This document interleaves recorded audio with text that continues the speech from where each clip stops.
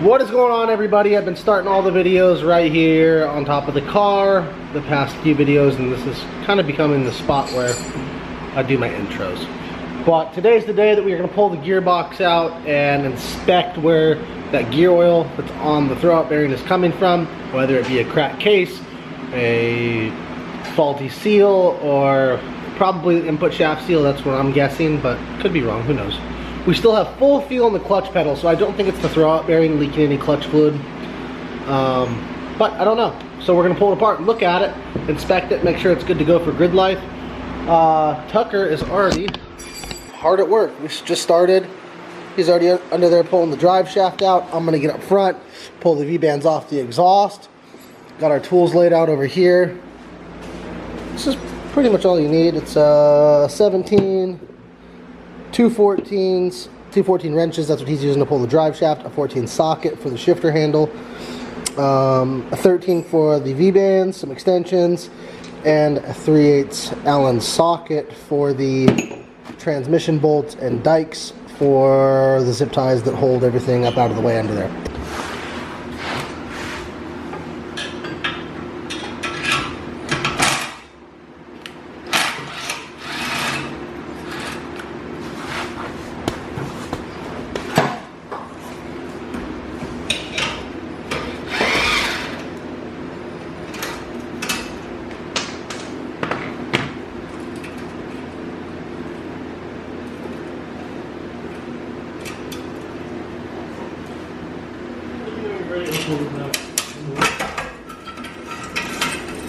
Pull it up. Did you already get the other end off? The hanger? Yeah, There's that. There's your V-band clips.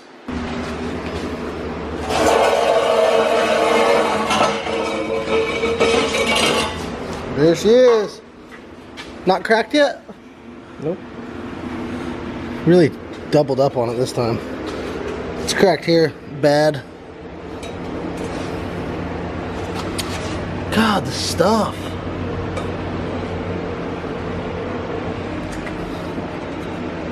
Alright, so Tucker's knocking out those 4 bolts on the drive shaft. I've got the 4 bolts in the cross member. And then the 4 bolts that are up there, the Allen ones, to slide the transmission off.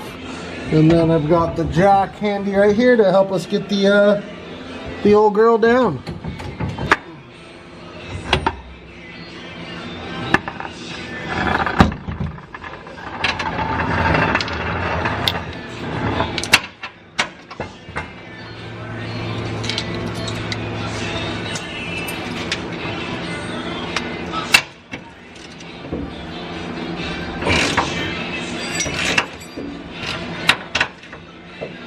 Alright, so I've got my 2 broken loose over there. Tucker's gonna break. Ooh, shit. Got it? Yep. He's got his 2. And then, these things aren't really that heavy, so with both of us under here, we can probably just lift it down instead of using the jack.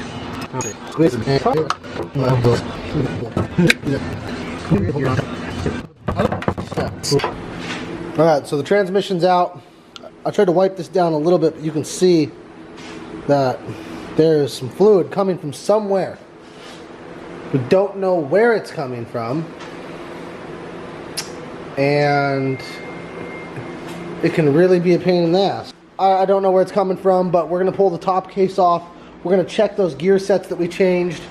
We're also going to, I guess, pull this shit off and check the input shaft seal. The shitty thing is, to check the input shaft seal, it's got to come apart. And then we're going to go in there and we're going to brake clean off that throwout bearing and check the lines, fittings. We're going to check the seal on the throwout bearing. We're going to check all that shit. So, I mean, you guys have probably already seen this before, but we're just going to pull these top bolts or nuts off these studs and pull the top case off, pull the shifter linkage off. Check that shit first, then we're going to pull these ones here. We'll slide the tail housing off. Alright, so we got this thing open. And it's only been a few events. Stop right there.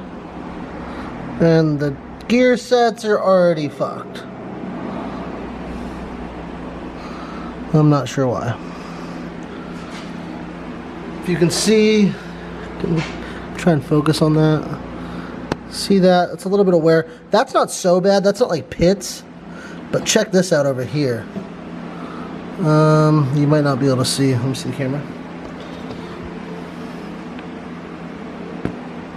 So check out, you can see right there, that's wear on the gear. And that's not good. And it should not be like that after only a couple events. So we'll drain the fluid, check it, and see how it looks. Got it? Yep. Got it. Alright, let's see what this fluid looks like. Oh, you need to bring it closer to the edge. Right there.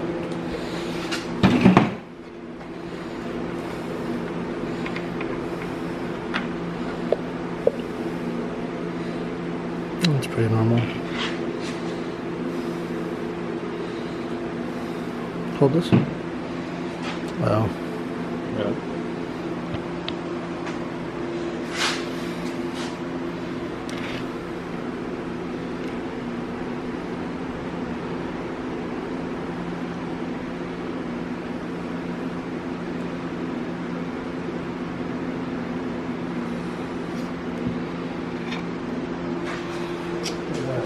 Some white.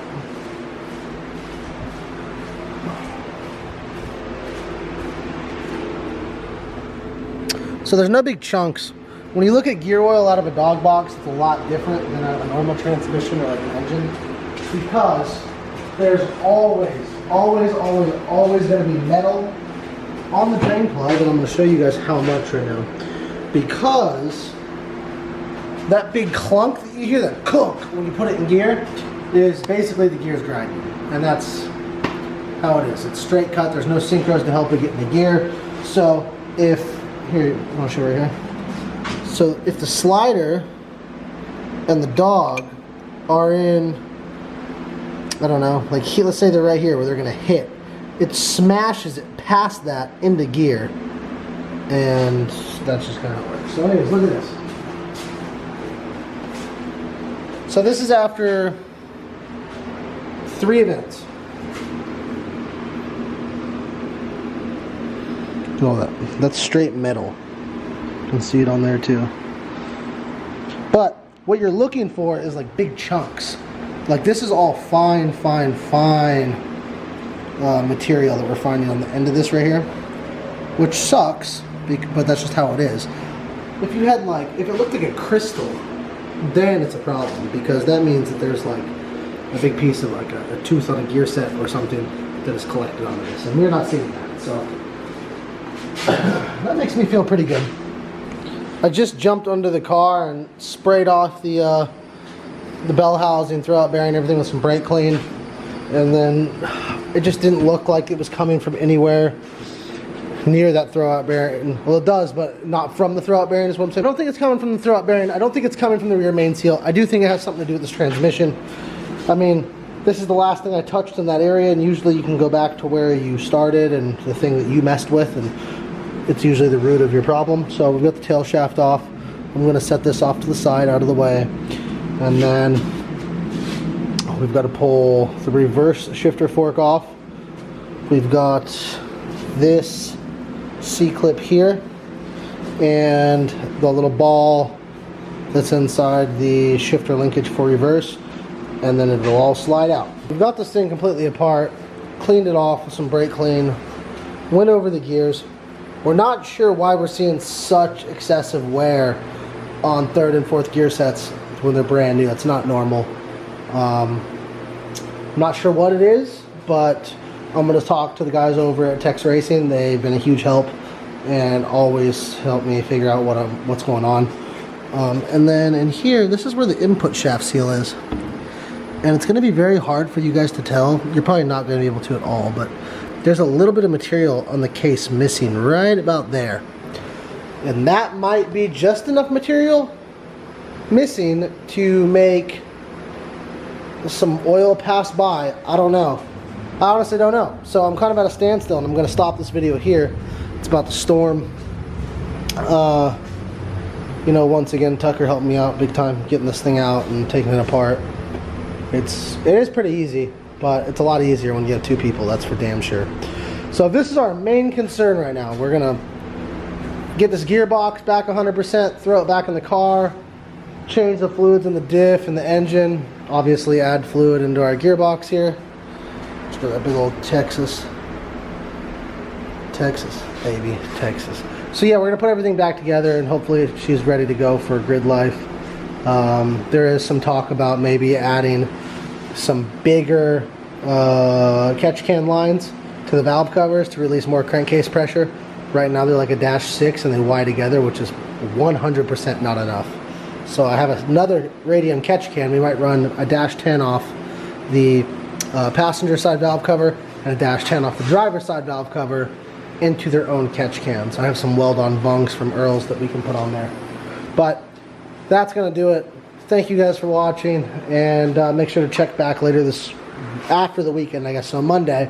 I'll fill in some content for the weekend, but make sure to check back next week for some parts for the engine and hopefully being able to get this thing back together after I speak with G-Force on Monday. Peace.